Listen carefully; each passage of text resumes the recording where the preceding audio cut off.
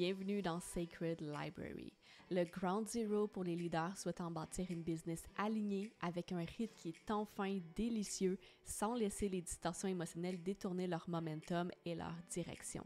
Je suis Kim Paradis, coach en positionnement énergétique pour les entrepreneurs et j'aide les coachs, consultants et créateurs à stabiliser leur énergie et devenir l'option évidente dans leur domaine sans surperformer ni s'épuiser émotionnellement. Dans chaque épisode, tu découvriras une tension cachée qui vient brouiller ton champ énergétique ou encore diluer ton momentum et tu repartiras avec une vision claire pour diriger ton énergie avec plus d'efficacité tout en étant connecté à ta vérité et connecté à ta fréquence la plus magnétique.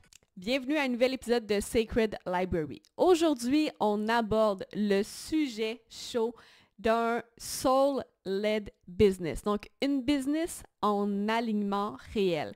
Une business qui n'est pas juste un endroit où est-ce qu'on investit notre temps et notre énergie afin d'espérer avoir un retour sur ce qu'on investit, mais vraiment une business qui est l'extension naturelle de qui on est. Et c'est un sujet particulièrement chaud parce qu'on est dans une période où est-ce qu'il y a vraiment une espèce de montée de personnes qui ont ce désir-là de bâtir une business en alignement plutôt qu'une business dans les mêmes principes standards qu'autrefois, où est-ce qu'on était plus en mode hustle, en mode création, en mode je cours après les opportunités, après les clients. Donc, comment est-ce qu'on peut magnétiser, manifester vers soi les soulmate clients et de sorte que notre business soit vraiment l'extension de notre essence plutôt que d'être quelque chose qu'on crée parallèlement à nous. Donc, aujourd'hui, je veux vraiment aborder le principe de soul-led business parce que je vois tellement de coachs en ligne parler de ça alors que ils sont actuellement dans un paradigme, le paradigme standard, si je pourrais dire, où est-ce que je mets ça sous la bannière du hustle, mais c'est vraiment le paradigme standard de business où est-ce que on va contrôler les variables afin de créer un output, d'attirer un nombre de clients X. Donc, lorsqu'on est réellement dans le contrôle. Et mon objectif aujourd'hui n'est en rien de dire qu'il n'y a pas de structure parce qu'il y a une structure. Par contre, dépendamment du paradigme dans lequel on va évoluer, si on est dans un paradigme de business standard versus le paradigme de soul-led business, la manière dont on va utiliser la structure, pas juste la créer, la manière dont on va l'utiliser va être drastiquement différente et c'est ça qui va faire la différence, à savoir est-ce que je suis dans le paradigme standard ou bien est-ce que je suis en train de créer une business en alignement. Et de comprendre la distinction entre les deux, c'est la chose qui va nous faire sauver tellement de temps parce que c'est ça qui va nous permettre de comprendre est-ce que les conseils, les gens qui m'entourent se situent dans ce paradigme-là ou dans ce paradigme-là. Et ce qu'on va comprendre en fait d'ici la fin, c'est que les conseils qu'on a vont être pas nécessairement différents en soi, mais l'intention de comment on va les utiliser va être drastiquement différente. Puis c'est ça qui va faire toute la différence. Puis c'était en 2021 que j'ai pris la décision, même si ma business allait énormément bien à ce moment-là.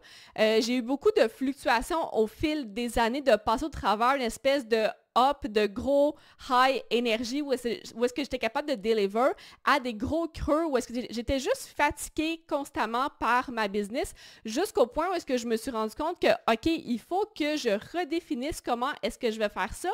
Et j'étais à un point où est-ce que je me suis dit, puis je pense que c'est pas la première fois que je le partage, que justement, à partir de maintenant, j'allais tout faire mes actions, ma direction pour réellement bâtir ma business en alignement plutôt que de juste créer en contrôlant les paramètres puis ensuite shifter. Parce que ce que je m'étais rendu compte, c'est que ce qui est drainant, c'est effectivement de constamment toujours être en mode course, même si après ça, on prend des pauses puis on se dit qu'on est en alignement. OK? Donc, le piège courant, lorsqu'on est dans cette espèce de grand chemin-là, c'est que souvent, on pense que la structure va à l'encontre de l'alignement ou bien sinon, j'ai entendu tellement souvent de gens dire « OK, on est dans l'énergie féminine, on est en alignement, bien maintenant, il faut venir étamper genre la structure par-dessus ça. Il te faut un super de message ultra puissant. Il te faut peu importe c'est quoi, que ce soit au niveau du marketing, au niveau des ventes, puis là, on vient étamper un espèce de gros moton de structure par-dessus l'alignement. Et l'alignement, premièrement, c'est quelque chose qu'on crée constamment. Et deuxièmement, pour bâtir une business en alignement, c'est la manière qu'on va utiliser la structure. Si la structure est utilisée pour manipuler les résultats, exemple, manipuler les leads, manipuler les revenus, manipuler peu importe qu'est-ce qu'on veut, on est dans notre masculin complètement non sain. Pas parce que d'avoir des tactiques puis des stratégies sont mauvais en soi, ce n'est pas ça. C'est lorsqu'on a besoin de contrôler, c'est là qu'on est dans le masculin non sain. On croit être dans une business alignée, mais en fait, on est juste dans le contrôle en mode hustle, en mode chasse. Donc, lorsque on pense être en alignement, puis on pense créer une business en alignement, mais qu'on tombe de ce côté-là parce que, exemple, X coach nous a dit qu'on devait avoir une structure hyper solide face à ça et s'assurer de vraiment venir atteindre nos targets. Qui, by the way, il n'y a absolument rien de mal à ça, si c'est ça qu'on veut créer. Mais si notre système nerveux, qui nous sommes, c'est pas ça qu'on veut créer, mais c'est là que c'est pas aligné d'écouter ces conseils-là, right? Et même si on aime ce qu'on fait, right? Parce qu'on pense qu'on est en alignement, ici, lorsqu'on vient espèce d'étamper la grosse structure par-dessus, on reproduit le modèle de business standard. Et si on est ici, on sait déjà qu'on est ici pour faire les choses différemment, mais c'est juste normal que le modèle de business standard ne soit pas aligné avec nous. Et il n'y a absolument rien de mal à ça. Par contre, la manière de faire les choses doit être drastiquement différente parce que sinon, c'est à ce moment-là qu'on a l'impression que de bâtir un soul-led business ne fonctionne pas. Ça ne fonctionne pas parce que la manière qu'on avance n'est pas en alignement avec qui on est puis ce qu'on est venu ici pour créer. Et c'est exactement ça la distinction clé que je veux apporter aujourd'hui. Ce qui distingue une business traditionnelle versus une soul-led business, c'est juste comment on utilise la structure. C'est pas est-ce qu'on l'utilise ou on l'utilise pas. C'est pas non plus de cacher son espèce de besoin de contrôle derrière la structure en se disant « ouais, mais c'est une business, puis c'est normal de faire les choses comme ça ». Dans le modèle traditionnel, on utilise la structure pour contrôler l'outcome, contrôler comment on est vu, contrôler la rentrée d'argent. Si ça n'a pas marché pour toi puis que tu le sais que tu es ici pour faire les choses différemment, mais voici pourquoi. Parce que c'est pas aligné avec un modèle de business guidé par son âme, de business en alignement. Versus, dans une business alignée, a soul-led business, ça devient naturellement l'extension de qui on est. On n'est pas dans le laisser-aller sans structure ou est-ce qu'on est juste guidé par l'inspiration du moment, by the way. Mais on n'est pas non plus dans le contrôle. Et la différence qui existe ici, c'est qu'on a une structure. Par contre, la structure n'est pas utilisée pour manipuler, contrôler les résultats. La structure est utilisée comme outil réflexif, comme outil pour se voir, comme outil pour être connecté à la réalité 3D. Je vais vous donner un exemple aujourd'hui, OK? Fait que pendant super longtemps, OK, j'ai jamais nécessairement eu de problème avec mon poids ou mon corps. Puis pendant super longtemps, j'ai toujours pensé que j'avais une bonne alimentation puis que je mangeais bien, OK? Parenthèse à part, il y avait des problématiques au niveau de ma phase menstruelle. J'avais toujours des douleurs, donc je savais qu'il y avait quelque chose qui clochait. Mais anyway, dernièrement, j'ai vraiment changé mon plan d'entraînement et ça l'a fait en sorte que je me suis dit, hey, il va falloir que je change mon alimentation par rapport à ça. Puis, j'avais toujours l'impression que j'avais une bonne alimentation malgré tout, mais je voulais avoir un petit peu plus de rigueur. Fait que je me suis mis à calculer mes macros juste pour savoir, OK, où est-ce que j'en suis? Comment est-ce que je peux juste améliorer tout ça? Parce que quand que je m'entraînais, souvent, je manquais d'énergie à chaque fois. Et c'est là que je savais, OK, il y a quelque chose que je pourrais faire de mieux ici? Donc, je me suis mis à calculer mes macros et c'est là que je me suis rendu compte, aïe aïe, il y a un méchant gap entre la réalité que je croyais vivre versus la vraie réalité dans le 3D qui se passait devant moi. Donc, même si je mangeais bien, même si j'avais une alimentation variée, même si je sautais pas de repas, même si je mangeais des collations, même si techniquement, j'avais vraiment l'impression de tout bien faire, lorsque j'ai calculé mes macros, puis, by the way, quand j'ai commencé, c'est dans ma phase lutéale, right, où est-ce qu'on est censé avoir quand même un plus gros apport calorique, plus de protéines. Puis ce que je me suis rendu compte, ça a été quand même sous le choc, je me suis rendu compte que j'étais à moins que la moitié de l'apport de protéines que je devais avoir et il me manquait énormément de calories aussi. Donc, ce que je me suis rendu compte, c'est que, puis effectivement, je veux dire, le gap était encore plus grand parce que j'étais en phase lutéale, donc j'avais besoin d'un plus grand apport, mais tout ça pour dire, la réalité, ce qui se passait vraiment, versus ce que j'avais l'impression de faire, parce que je faisais quand même des très beaux et bons repas avant ça, puis je faisais des efforts pour avoir de la variété dans mes aliments, etc., il y avait vraiment un très grand décalage entre les deux. Et où est-ce que je vais en venir avec ça? C'est que la structure est excellente comme outil de self-reflection pour voir ce qui se passe. Parce que si je n'utilise pas de structure, puis que je me situe uniquement, exemple, au niveau 5D, je ne suis pas connectée dans la réalité 3D. Right? Et ce qui arrive lorsque je ne suis pas connectée à la réalité 3D, mais je ne peux pas manifester et magnétiser ce que je veux parce que je n'ai pas conscience de ce qui se passe. La réalité 3D, c'est excellent comme miroir. La réalité va toujours nous refléter nos points morts, que ce soit les situations qu'on rencontre, les gens qui sont autour de nous, la manière que les gens réagissent face à nous. Tout ça, c'est un excellent feedback lorsqu'on est capable de le voir. Et je ne dis pas un feedback pour venir douter de nous, je parle vraiment d'un feedback pour être capable de voir ce qui se passe au niveau inconscient. Et c'est exactement la même chose au niveau de la business. Puis lorsque je parlais tantôt des macros avec la nourriture, je veux dire, ce que ça reflétait, c'est toutes les pensées limitatives qu'il y avait en arrière, c'est toutes les programmations internes qu'il y avait à l'intérieur de moi par rapport à comment je voyais la nourriture, comment que je voyais exactement, tout dans la nourriture.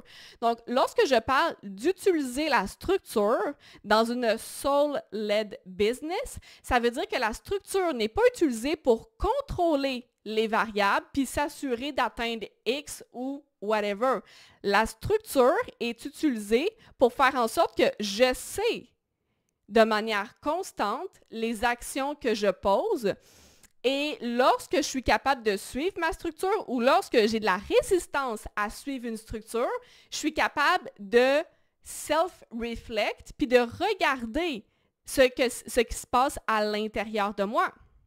Donc, parenthèse ici, je ne parle pas d'avoir une structure pour tomber dans la rigidité, ceci étant dit. Parce que, si exemple, si je fais juste changer l'intention des choses, par exemple, que si je m'étais dit je veux prendre de la masse ou perdre du poids, puis je vais me mettre à calculer les macros, puis être sûr de toujours hit the target à chaque fois, là, je serais tombée dans la rigidité pour contrôler. Et c'est là que les résultats ne durent pas dans le temps parce que ça me demande moi de créer un output constamment pour m'assurer de maintenir le cap. Ça me demande moi d'être constamment dans ma tête, d'être pas connecté à mon corps. Je suis connectée à ma tête pour être dans le contrôle. Et c'est là que c'est énormément drainant. Je ne peux pas être connectée à moi puis être réellement guidée par mon âme dans mes actions lorsque je me situe dans ma tête. Je dois venir me connecter à mon corps. Par contre, lorsque justement, je fais juste vivre ma vie, puis je fais juste keep track avec ce qui se passe, mes macros, pour être capable de voir à chaque jour, OK, aujourd'hui, voici ce qui s'est passé, aujourd'hui, voici ce qui s'est passé. Puis si après 3 jours, je me rends compte que aïe, ça fait 3 jours que je suis dans le rouge pour X truc, ou ça fait 2 semaines que je suis dans le rouge pour X truc, bien, c'est là que je suis capable de faire OK, il y avait vraiment un gap entre ce que je croyais et ce qui se passe réellement dans la réalité. Et l'autre chose qui arrive, lorsque je parle en fait de la business, c'est que la structure utilisée pour contrôler, c'est ça qui va venir nous drainer parce qu'on vient dans une énergie de manque, de je ne suis pas assez, de je dois faire plus. Et je ne suis pas connectée à mon énergie, je suis connectée au résultat. Et ça veut dire automatiquement que j'ai une perte d'alignement parce que je suis déconnectée de mon corps. Je me situe au niveau de ma tête à ce moment-là. Maintenant, si on revient au rôle de la structure dans une soul-led business, ce que ça fait, c'est que ça nous permet d'avoir une vision où est-ce que la structure, comme je disais tantôt, devient le miroir pour voir ce qui échappe à notre conscience. Ça devient un support d'observation pour être capable de s'ajuster en douceur. C'est pas là pour venir contrôler l'outcome. Ça vient littéralement révéler des choses qui se passent à l'intérieur de nous. Si, par exemple, dans ma structure, je savais que je devais show up à tous les mercredis, exemple, pour enregistrer un épisode de Sacred Library, puis qu'à un moment donné, j'étais plus capable de le faire. Je serais capable d'utiliser ça comme feedback pour aller me poser les bonnes questions. Pourquoi? Qu'est-ce qui se passe ici? Pourquoi j'ai un drop d'énergie à chaque fois? Donc, ça devient vraiment un outil pour révéler ce qui se joue inconsciemment plutôt que pour prédéterminer puis manipuler les résultats. Parce qu'au final, pour être capable de construire un soul-led business, je dois avoir accès à ce qui se situe au niveau inconscient. Lorsque je bouge uniquement d'une place de contrôle, je me situe au niveau conscient, ce que je sais déjà. Mais lorsque je suis capable d'utiliser le feedback comme outil réflectif, c'est à ce moment-là que je commence à avoir accès au subconscient, à mes programmations internes et que je suis capable de venir reprogrammer ça de sorte que mon inconscient et mon conscient soient alignés ensemble. C'est uniquement à ce moment-là que je vais être capable de construire un soul-led business parce que j'ai créé l'alignement interne. Puis c'est pour ça que j'ai toujours, l'alignement n'est pas juste quelque chose qui nous fait sentir bien, parce que des fois, des choses qui nous font juste sentir bien, ça peut être juste aligné avec une programmation interne qu'on a, à ce qu'on a intégré à cause qu'on a absorbé la réalité de notre environnement. On absorbe tout le temps la réalité de notre environnement. Donc, des fois, les choses qui nous font sentir bien, c'est juste aligné au passé.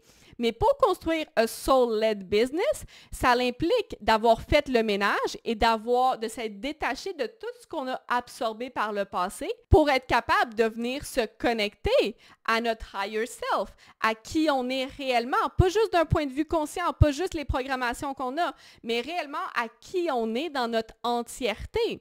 Donc, c'est pour ça que c'est tellement important d'avoir des outils de feedback comme ça, parce que si j'ai pas d'outils de feedback ou si je ne me mets pas en action, c'est à ce moment-là que je reste en surplace. C'est à ce moment-là que je reste pris, c'est à ce moment-là que j'attends d'avoir l'inspiration du moment. Parce que l'inspiration du moment, si j'attends qu'elle me tombe dessus, je suis juste à ce niveau-là, right? Au niveau rationnel. Mais lorsque je suis en mouvement, lorsque je suis ouvert, réceptif à recevoir les feedbacks autour de moi, c'est à ce moment-là que je suis capable d'avancer constamment, peu importe qu'est-ce qui arrive, parce que j'ai constamment des nouvelles informations, j'ai constamment accès à quelque chose de nouveau que je peux venir recevoir, transmuter, puis me permettre d'avancer à travers ça. Donc maintenant, si je finis avec ce que je disais tantôt, il n'y a rien de mal à vouloir des résultats maintenant. Il n'y a rien de mal à vouloir créer une business dans le paradigme standard. Par contre, il faut juste comprendre que si on veut quelque chose maintenant, puis qu'on contrôle les variables pour l'obtenir, on est en hustle parce qu'on pense qu'il nous manque quelque chose à ce moment-là. Mais si notre désir, c'est d'avoir pour vrai, un soul-led business qui est vraiment aligné avec notre système nerveux, qui nous fait vraiment sentir bien, mais qu'on agit comme le paradigme antérieur, c'est juste normal qu'on a l'impression que les choses ne fonctionnent pas. Parce que ce qu'on fait versus notre réel désir, c'est deux directions complètement opposées. Donc, il faut vraiment se poser la question, qu'est-ce que j'ai envie de créer pour de vrai? Est-ce que je veux une business stable maintenant, puis je suis prêt à faire ce qu'il faut, puis pour moi, c'est ça qui m'allume, c'est vraiment la création, résultat, let's go? Ou bien, est-ce que ce que je veux, c'est de ne plus tomber dans la culture du hustle, c'est de vraiment créer quelque chose en alignement dès le départ avec mon énergie et d'être clair là-dessus, c'est ça qui va nous permettre d'aller chercher les ressources en alignement avec ça. Pendant des années, j'étais convaincue que je ne voulais plus me compromettre dans le hustle. Mais la réalité, c'est que je m'entourais encore de coachs à ce moment-là qui, eux, opéraient leur business dans ce paradigme-là. Et il n'y a absolument rien de mal à ça, puis il y a plein d'informations que j'ai pu retirer de ça.